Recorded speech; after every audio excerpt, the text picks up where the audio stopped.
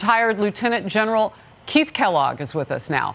Fox News contributor, co-chairman of the America First Policy Institute Center for American Security, and former national security advisor to Vice President Mike Pence and President Trump. Great to have you in focus, General.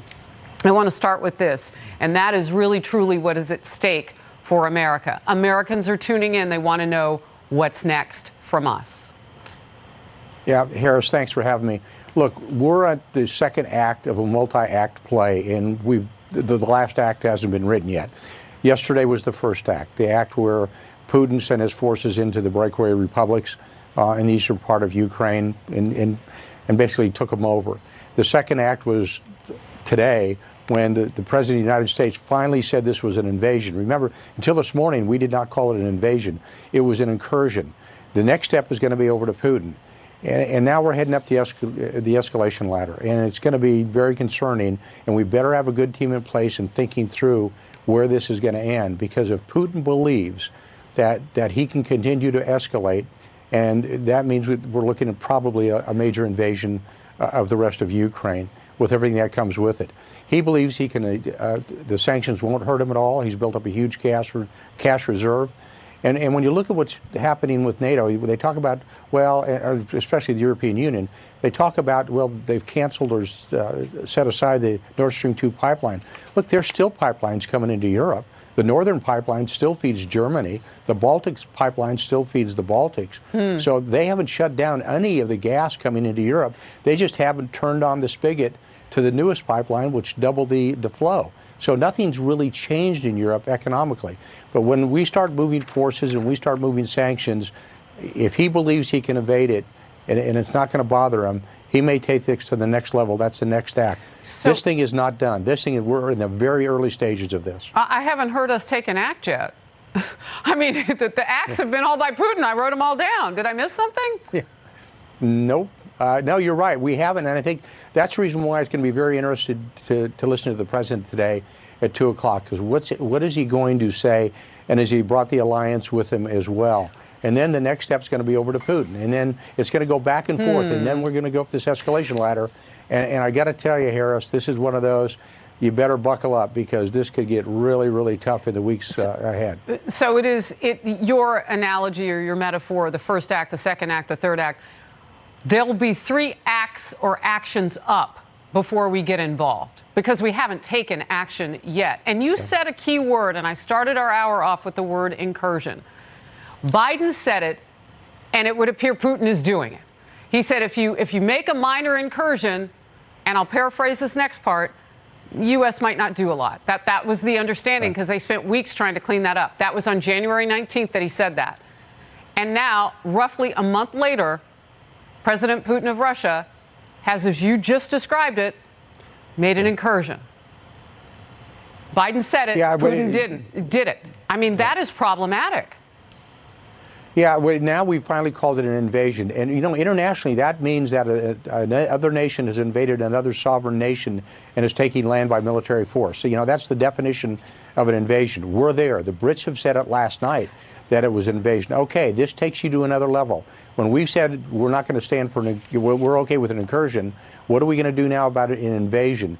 And if Putin believes that we're not going to do very much, or it's only going to be sanctions, that's going to be the next act. And I think he may go for a much larger use of force into Ukraine, because he really wants Ukraine. He said that last night when you listen to his rather amazing, rambling speech, and what he said even 6 months ago when he wrote an article and spoke about that. He is very determined to bring Ukraine back into the Russian fold. And what we did learn from his speaking, his rambling through translation, is that he had a conversation with Bill Clinton at one point as president, when he told him that, well, would you consider Russia? He said, I asked, would you consider Russia for NATO?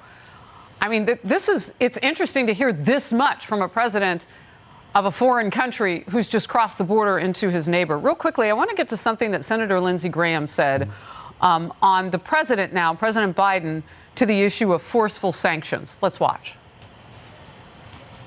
Forceful sanctions to destroy the rubble and crush the Russian oil and gas sector.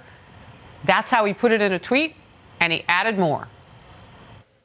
We should turn on Keystone Pipeline.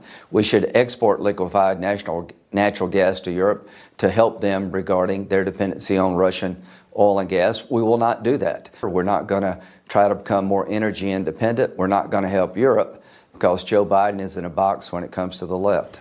What's your reaction, General? Well, I think he's got the right approach to do it. Look, I've got to be very honest with Harris.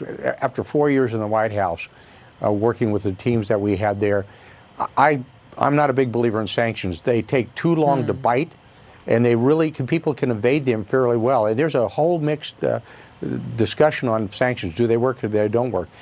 Putin believes he can overcome the sanctions. What we have done to ourselves is absolutely insane when we stopped the Keystone Pipeline as an example. People don't realize, we actually import Russian gas, to put Russian petroleum products to the United States, over 100,000 barrels a day. And that's insane. And when we were energy independent, we should have been energy independent, and cutting that out just puts another arrow in the quiver of Putin. And we just need to be very, very strong in the United States, but also with our allies. They need to go cold turkey in Europe right now. You basically say, if you want to hurt him, the only way you're going to hurt him, I believe, is strong economics by cutting down his energy supply to the West. 40% of the energy products going into Europe come from Russia. 60% of the energy products coming into Germany come from Russia. They need to knock it off. They need to cut it out. Well, was it disingenuous then, just taking a note from what you said a few moments ago, for Germany to say, okay, no more Nord Stream 2, if they're getting, 60% of their energy from Russia? Well, Nord Stream 2 wouldn't have brought in 60%. So clearly they're going to be just fine, Germany. Well, sure they are, because the Northern Pipeline, and that's what they call it, is still operational. That's what's bringing them fuel right now. They didn't shut that down. They just said, we're not turning on the new pipeline, which is Nord Stream 2. And people think, okay, that means they've shut down the energy supply from Russia. No, there's multiple pipelines coming through. Interestingly enough, the reason they call it Nord Stream 2, there's actually Nord Stream 1. And there's a lot of pipelines that cut through all of Europe that come from Russia. Mm-hmm. Last quick one from you. The danger to America, you've talked about globally that we could be in this, back and forth and escalating situation. When you say escalation and you say America, and Putin hates us, he's not a friend, what danger do we face? I think the biggest danger is miscalculation. What I mean by that is mistakes generally start wars. You don't think the other side is going to do something. And we've got to be very cautious about a miscalculation. It's going to take something out of the ordinary maybe to do it, but you could have ships run into each other or airplanes firing on one another or an incursion across the border.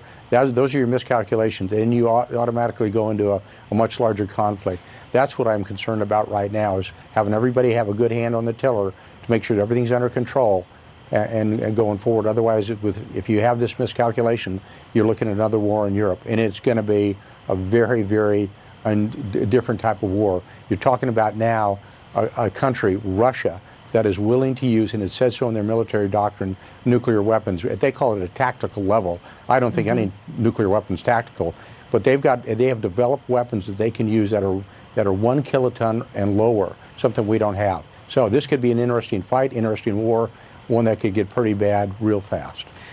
General, you and I have spoken enough on the air and to know that you only get that tone in your voice, spoken like a general, when it's on the line. What you're saying is that human error could tip us into a situation here that we couldn't get out of quickly. General Kellogg, thank you for being in focus today. Thanks, Harris.